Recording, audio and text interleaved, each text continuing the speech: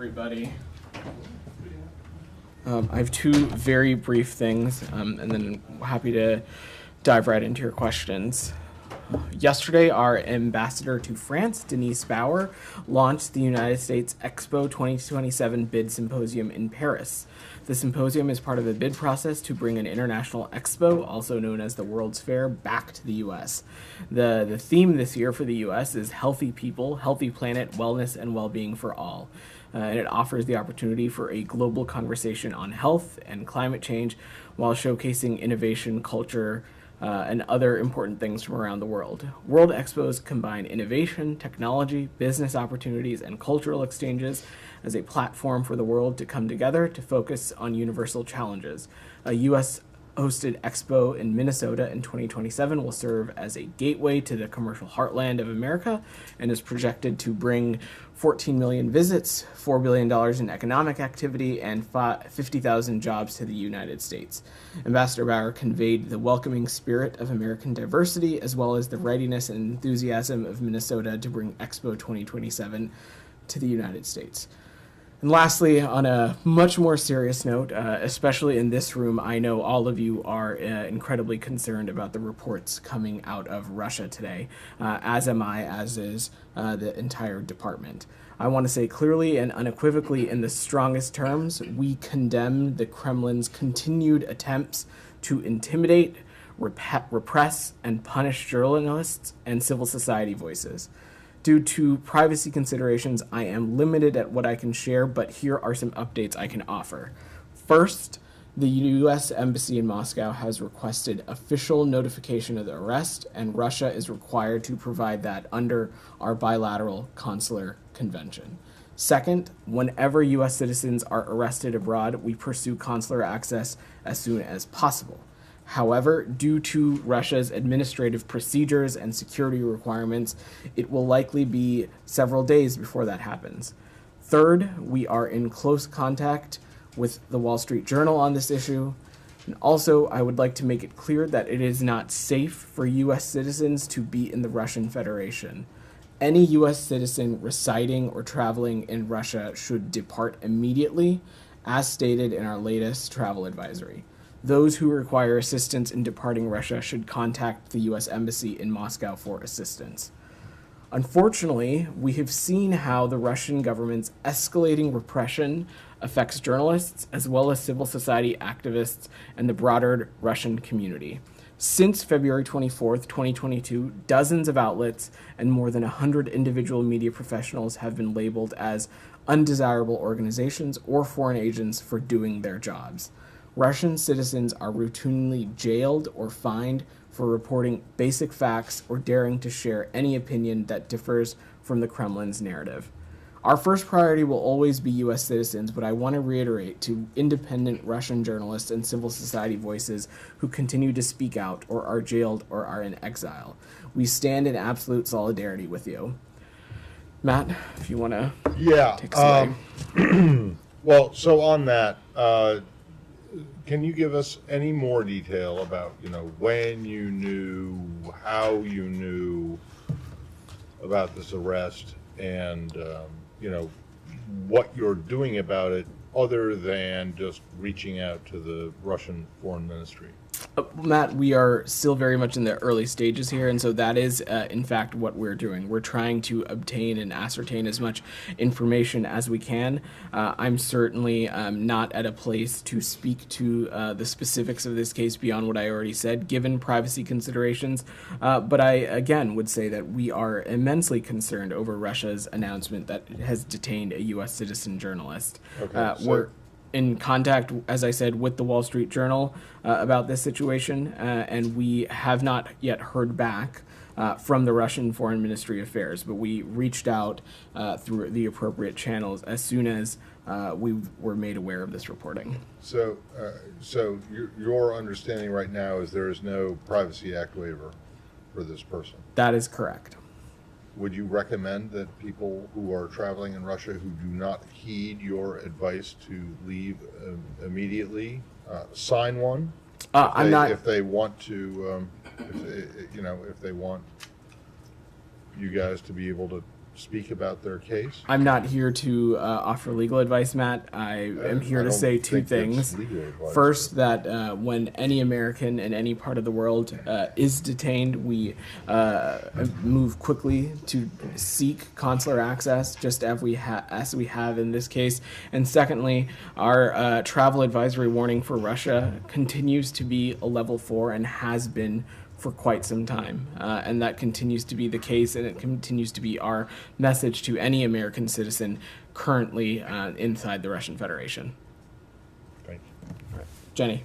Hi, thanks, Vedant. Do you expect to name Evan as wrongfully detained? And if so, what is that process? How quickly do you think that designation will be made? And then can you say when you filed this notice with the Ministry of Foreign Affairs in Moscow? Is there any sort of timeline that they're required to meet to grant consular access or provide this notification? Jenny, the department regularly reviews the circumstances surrounding the detentions of U.S. nationals overseas for indicators that these detentions are wrongful. I'm not going to get ahead of that process as this just happened yesterday. Of course, I'm seeing the same public reporting that you are seeing as it relates to these charges, and don't think that there is any truth to them. But again, I'm going to let this process play out and not get ahead of this process. And then again, in terms of notifications or any of the sequencing, I'm just not at ability to speak to the specifics given privacy considerations. But the minute that we were aware, the department has been deeply engaged on this, as has been our embassy in Moscow. Can I follow up? You said even citizens residing in Russia should leave. That Evan was an accredited journalist there. Are you saying it's not safe for even people who are accredited, with the ministry or working for international organizations to be there? Our message to American citizens residing in Russia is that the travel advisory warning is a level 4 and that they should leave. And if they need assistance doing so, they can get in touch with our mission in Moscow. Sean, go ahead. Just a follow-up on this. The Russians have already said that the United States, in their words, shouldn't use this as a reason to take action against Russian media in the United States. Do you have any comment on that one way or the other? Can you repeat that question, Sure. Sean? The Russian foreign ministry was saying that that the United States should not use this as, in their view, a pretext to do anything to Russian media, take any measures against Russian media here. Do you have anything to say about that or about how Russian media is treated in the U.S.? Well, broadly, I think quite clearly we take the importance of the freedom of the press and the freedom of expression quite seriously. And more broadly, what our focus here right now is to not take any action that is unrelated or to simply just understanding as much information as we can, and most importantly, gaining consular access to meet with and visit this individual to ensure their well-being. Go ahead. Thanks for that. Is the State Department engaging with Russia about the arrested Wall Street Journal reporter, and is there the possibility of there being a prisoner release like there was with the Brittany Griner situation, or any sanctions or a sanction, any kind of concession to get the Wall Street Journal reporter back?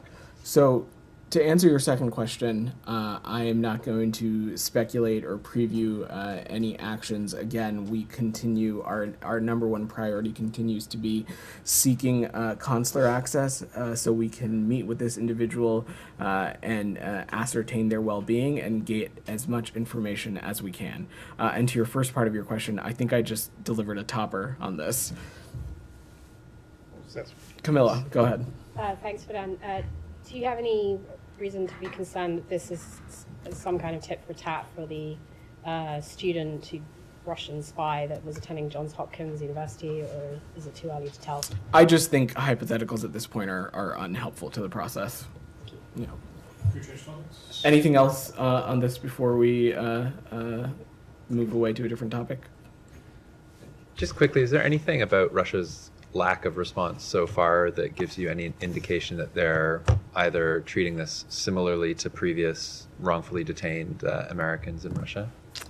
I don't want to draw a conclusion or get into hypotheticals. What I will just reiterate again is that our priority and our focus is pursuing consular access as swiftly and as quickly as we can. That continues to be our priority, and that's what this entire department and our team in Moscow continues to be engaged on. Sure. Go ahead, Sean. I know there was a statement, I think, from the mission in The Hague on this, but the International Court of Justice ruling today on Iranian assets. Is there anything you can say about that? The Iranians are actually see some silver linings in this as well. Is there anything you have to say about the Well, broadly, what I would say, Sean, is that this decision actually is a major blow to Iran's attempt to avoid its responsibility, in particular to the families of U.S. peacekeepers who were killed in the 1983 bombing of the Marine Corps barrack in Beirut. We recognize the court's important role and contributions to the rule of law, and the U.S. commends the court's ruling related to Bank Markazi, which was the bulk of Iran's case. We are, of course, disappointed that the court has concluded that U.S. laws permitting the turnover of assets of other Iranian agencies and instrumentalities to U.S. victims of Iran-sponsored terrorism were inconsistent with the treaty. But broadly, we believe that today's decision is a major blow to Iran. Go ahead, Alex. I'm sorry, I was a little late. Sure. You might have addressed this one. Do you have any details on, first of all, when the arrest took place and about also state of his credentials? I understand he recently got his credentials updated. Alex, as I spoke to a number of your colleagues about this just before, there is a limit to the details and the sequencing that I'm going to get into from here, given privacy considerations. What I will reiterate again is that right now we are working around the clock to seek consular access. We have raised this directly with the Russian Federation's foreign ministry. We're raising this through all appropriate channels, and our intent is to get as much information as we can and seek consular access so we can perform a wellness check on this individual, and as well as just ascertain their well-being also. But what is your response to your Russian counterpart's comment? It looks like Zakharov has already jumped into conclusion, saying that he has been engaged in all sorts of activities but journalism. So it looks like they already drew that line that he has been doing something illegal.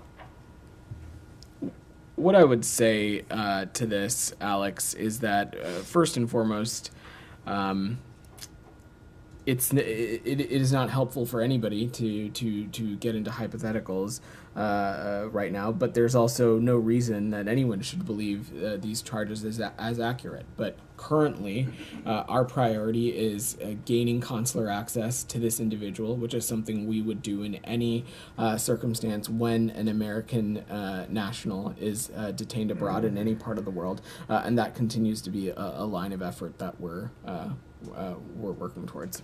And to put it in the context, this is the first American reporter has been arrested on espionage charges since 1986. What does it tell you about the state of the U.S.-Russia relationship?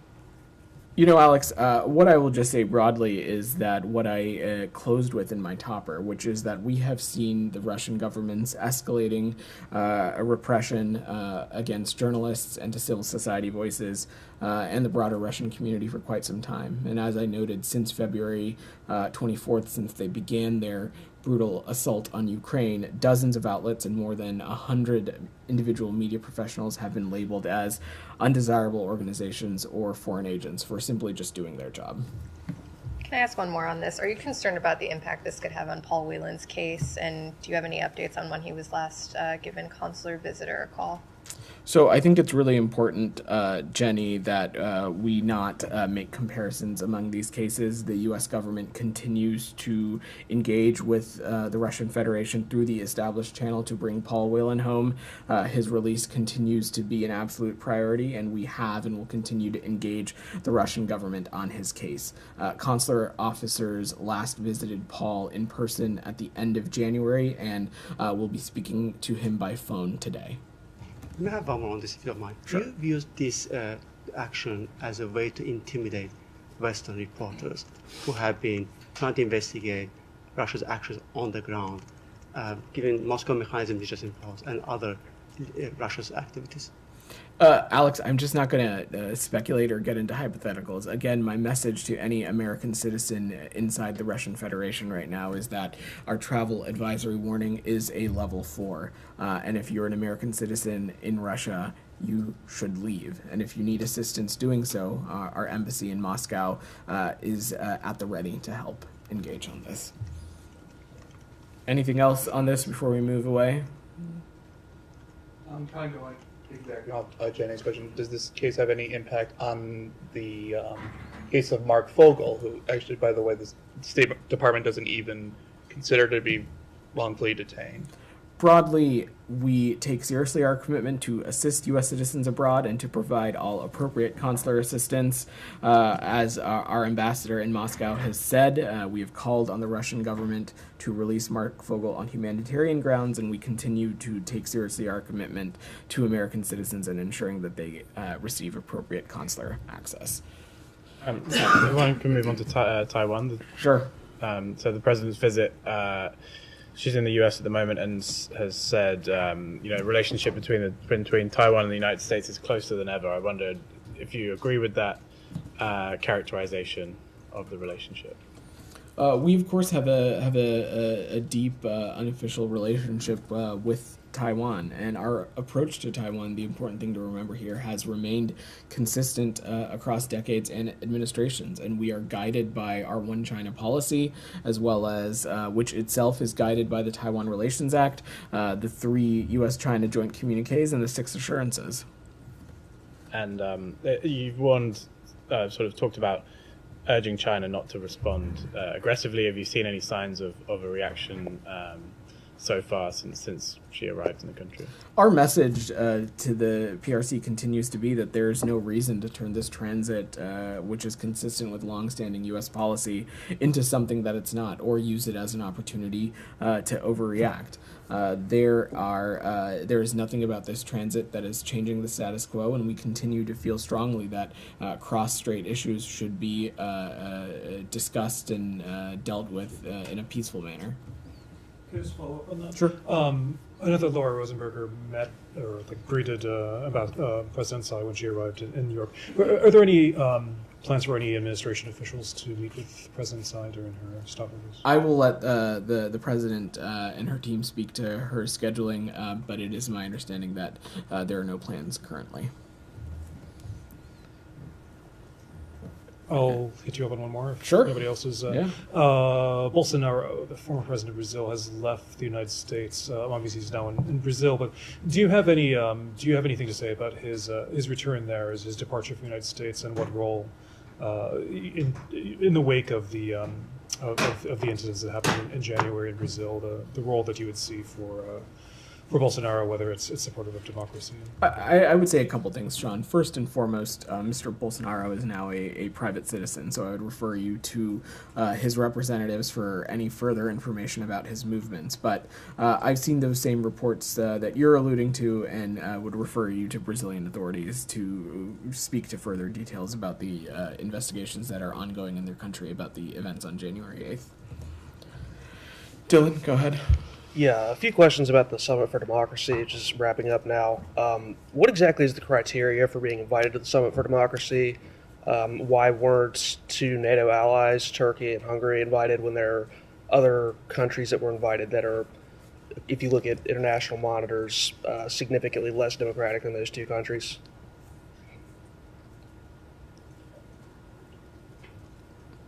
What I would say to that, Dylan, is that broadly speaking, we have built this invitation list in line with the same invitation list that the Summit for Democracy had last year, with the addition of, and I'm trying to see if I can get a specific list for you.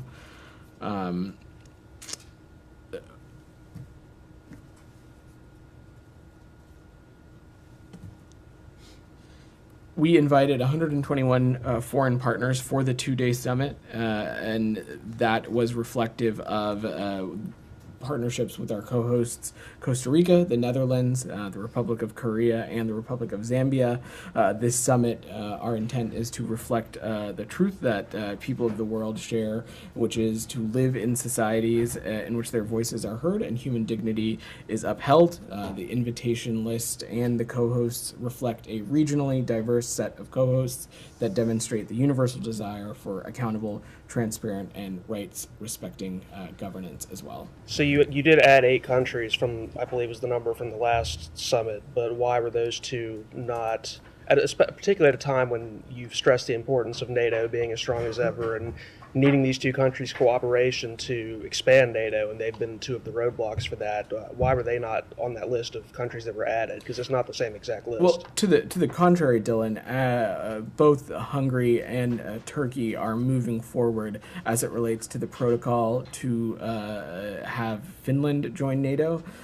That is work that is ongoing, and we are eager to welcome both Finland and Sweden into NATO soon, and we continue to be very clear in our messaging with our Hungarian and Turkish partners that Sweden and Finland should both join NATO as soon as possible, because it will not only strengthen the security of the alliance, it will strengthen the security of Europe, but it will also strengthen the security of the United States as well. Okay, just one more. So to get back to kind of the first question, the criteria for being invited to the Summit for Democracies then is not just to be a democracy. That's not one of the criteria. That is one of the pieces of the criteria to be Even though invited. there's to countries the summit. invited that are not rated as democracies by the Global Democracy Index. Dylan, I think I've answered your question.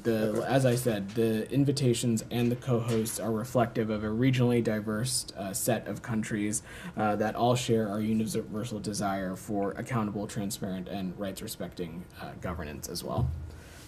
Go ahead. Yeah. Thank you so much. Jazzy from Airways. Sure.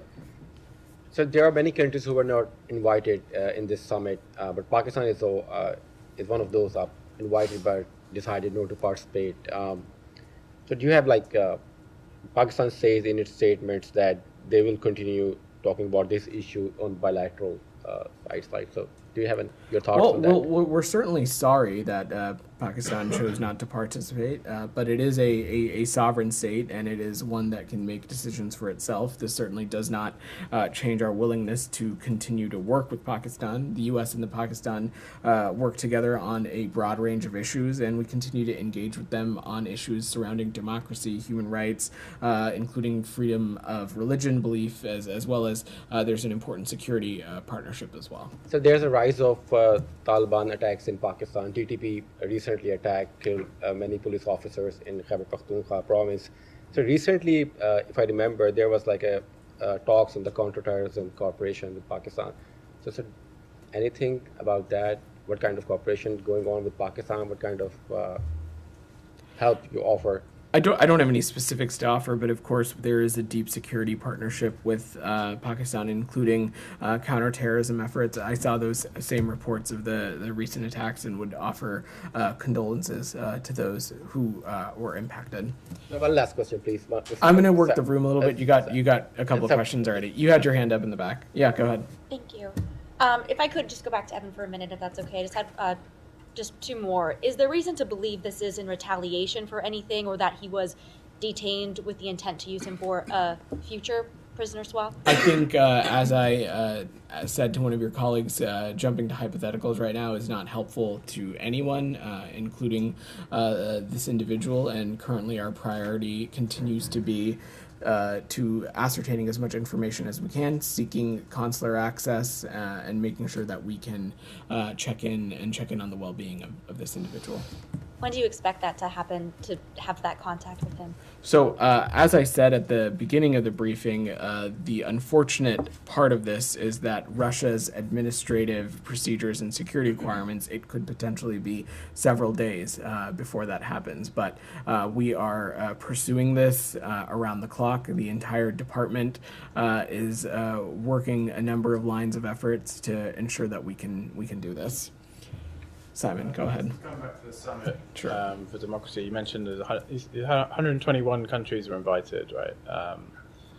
I wondered if you had any sort of reflection on so I think the declaration that came out yesterday was signed by 73 countries, with 12 expressing reservations or opting out of certain parts of the text. Just for point of comparison, the Community for Democracies in 2000, when they launched that under Secretary Albright, had 106 countries sign up to their initial declaration. So I guess the point of this summit is to kind of gather together the world's democracies, get behind these principles. The fact that you've only, perhaps you want to tell me that more countries are going to sign up. I'd be interested to know when we'll see that. But the fact that for now you only have 73 with some reservations, how does that speak to this administration's goal of uniting democracies against autocracies? I would say a couple things to that, Simon. First, what I would say is that the day of the summit's programming is not over yet. We still have a number of hours before the end of day. But broadly, we launched the Summit for Democracy in early 2021 to put new and high-level focus on the need to strengthen democratic institutions, protect human rights, and accelerate the fight against corruption, both at home and abroad. And in the 15 months since we held the first Summit for Democracy in December of 2021, the world has witnessed a lot of change, and the events of 2022 put in stark relief what we already know, that democratic government grounded in the rule of law and the will of the governed remains the best tool to unleash our full human potential. So this is something that we're going to continue to remain deeply engaged on, not just through this summit, but it is something that the Secretary discusses frequently in his bilateral engagements around the world as well. Sorry, do you want to just sort of answer the question about the number of countries that signed up? Is there any message to countries that didn't sign up specifically? There's a few who were, like Indonesia, Malaysia, Brazil, countries that you guys have pretty good relationships with, didn't sign up to this statement. Simon, we engage on these issues with a number of countries through bilateral channels. I'm not going to specifically get ahead of the process when there's still a good amount of the summit still left. Matt, you had your hand up. Well, let me just point out that I was there when the Community of Democracies was founded in Warsaw by Secretary Albright, and the French refused to sign on to it because they didn't think it was a good idea. So it's, well, you're welcome. I have two wildly divergent questions. All One right. is about Israel. Has there been any contact with between people in this building and the Israelis since the kerfuffle, shall we call it? I have no specific calls or engagements to read out, Matt, but of course, as you know, this is something that we raise directly with our Israeli partners through a number of channels, and that effort will continue. Okay, and then secondly, I'm just wondering, it's been a couple of days now since the House Foreign Affairs Committee delivered its subpoena for the dissent cable, and I'm just wondering if there's any update to that. Yeah, I will. Let me say a couple things to that, Matt. First, many of you saw the Secretary during his hearings on March 23rd make clear his commitment to working with the House Foreign Affairs Committee to provide the information that it needs while upholding his responsibility to protect the integrity of the department's dissent channel, a forum that was established in order to ensure that employees can share their candid and critical advice with department leadership. We made clear and followed up with the committee to reiterate our willingness to provide a briefing about the concerns raised and the challenges identified by Embassy Kabul, including in the dissent channel. The committee instead chose to issue a subpoena. We remain committed to providing the committee with the information it needs to conduct its oversight function, and we have already provided thousands of pages of documents responsive to the committee's request. The important thing to remember here, Matt, is that the department's concern is much broader than this cable or any single cable. Rather, it's to protect all dissent channel communications, past and future, to ensure that the channel remains a privileged and confidential vehicle for department personnel or embassy staff to share their candid feedback and advice. And ultimately, we believe that we can satisfactorily provide the committee with the information information it needs to conduct its oversight function while still protecting this important institution. Okay, but since they issued the subpoena, or since you got it, has there been any communication back and forth? I don't have any specific engagements with the committee to read out, Matt, but as you know, this continues to be an ongoing and iterative process, and we have been quite clear, including directly from the Secretary's mouth, our willingness to provide a briefing on all of these very important matters.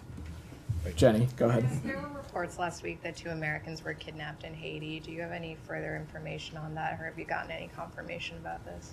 So broadly, Jenny, our embassies and consulates abroad have no greater priority than the safety and security of U.S. citizens overseas. I can confirm the kidnapping of 2 U.S. citizens in Haiti.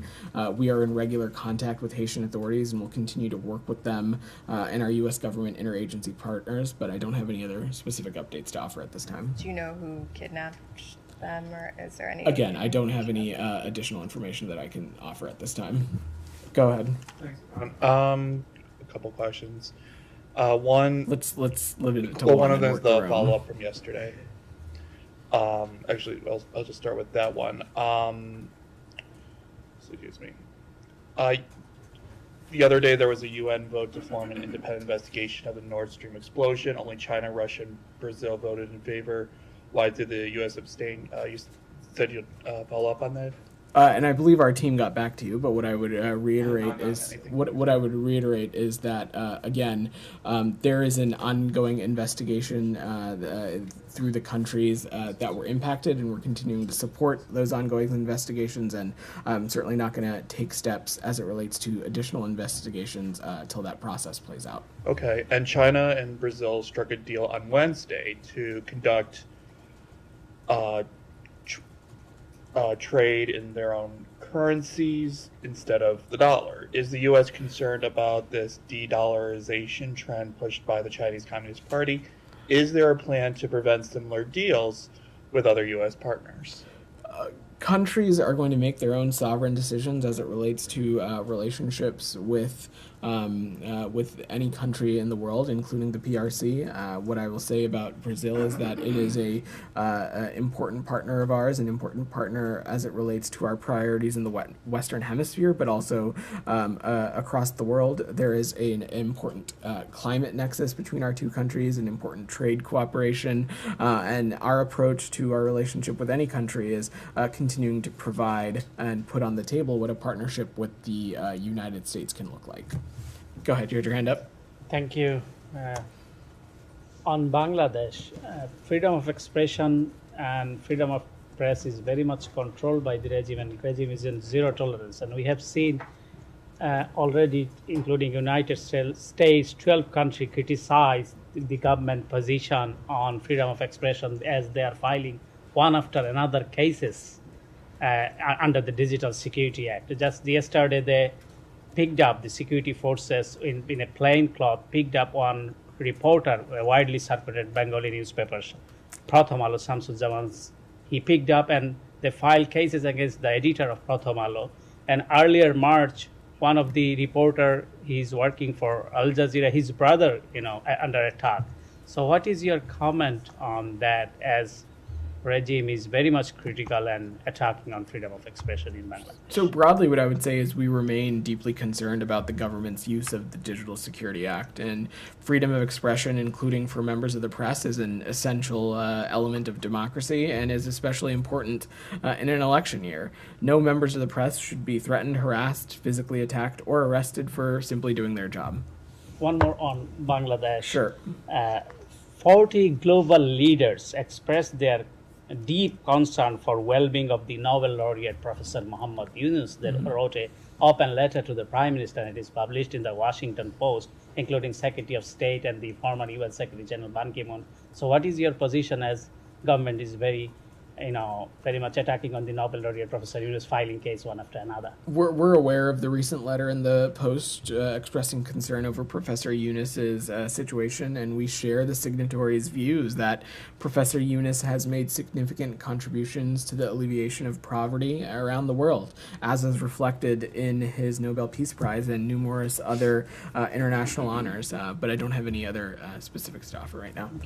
Go ahead, Goyal. Thank you, sir. Two questions. One on U.S.-India relations, another one, second on Pakistan. As far as U.S.-India relations are concerned, now we have a new ambassador was confirmed already to India after 2 years, almost 2 years, no ambassador in India. First of all, when he's going to take charge in New Delhi, and second, whatever these little incidents took place about consulate in San Francisco and in Washington at the embassy and all that, anybody from the U.S. government or Indian government or Indian embassy was in touch with the State Department or any meetings or any about these incidents, and where do we stand today? Let me say a couple of things. First, of course, we were quite happy to see Ambassador Garcetti be confirmed.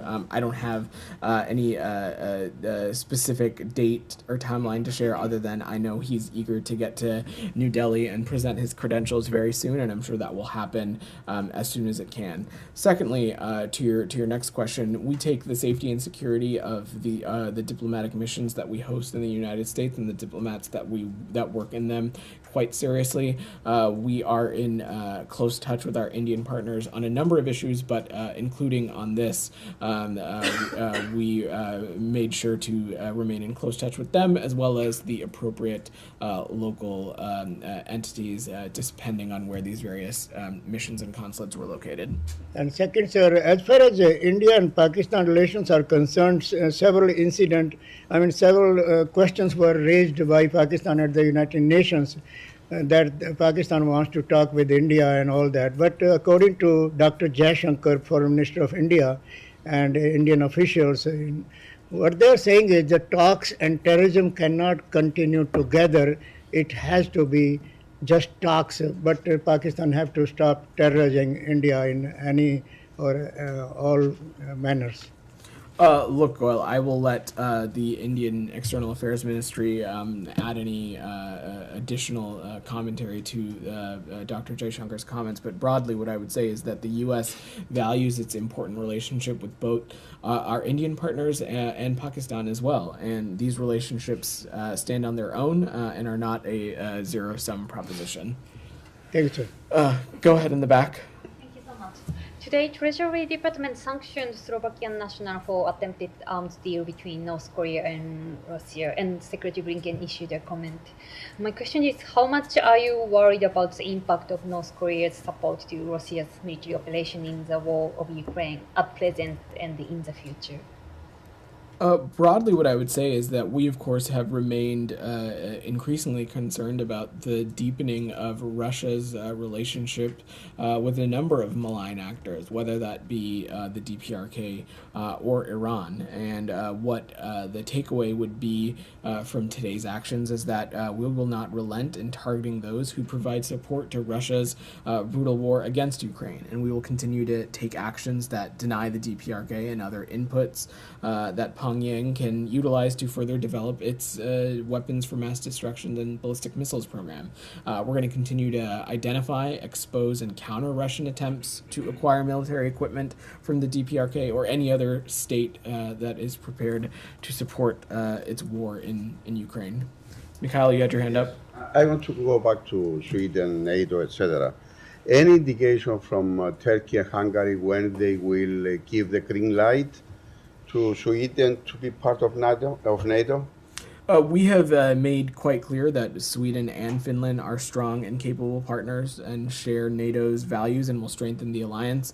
We welcome the reports of Turkey's parliament voting for the ratification of Finland's accession protocol, and we also encourage Turkey to quickly ratify Sweden's protocol as well. Can I one follow-up, please?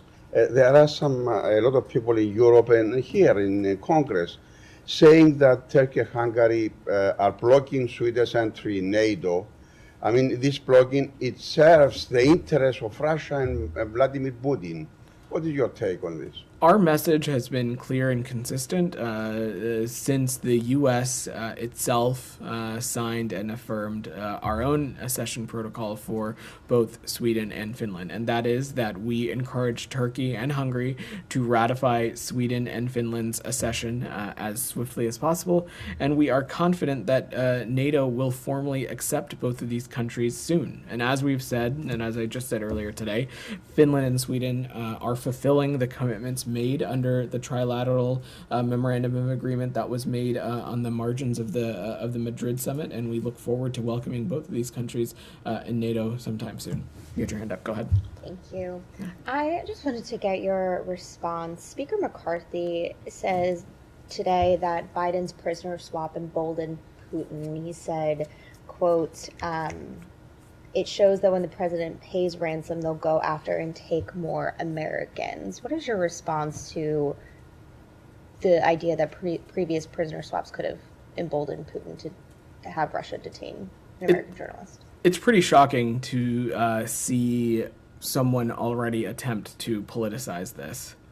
So what I will say is reiterate what this department is focused on. And what we're focused on is ascertaining as much information as we can, seeking consular access to this individual so we can get the best sense of how they are doing and have a sense of their wellness. But broadly, this is a tactic the Russian Federation has long used, and our best tool to protect Americans is prevention. And currently, that is discouraging them to go to Russia in the first place, where I have said, again, we have a travel for threat advisory in place, and it is clear it is not a safe place for American citizens. But again, broadly, it is shocking and concerning that there are already attempts to politicize this. All right, thanks, everybody.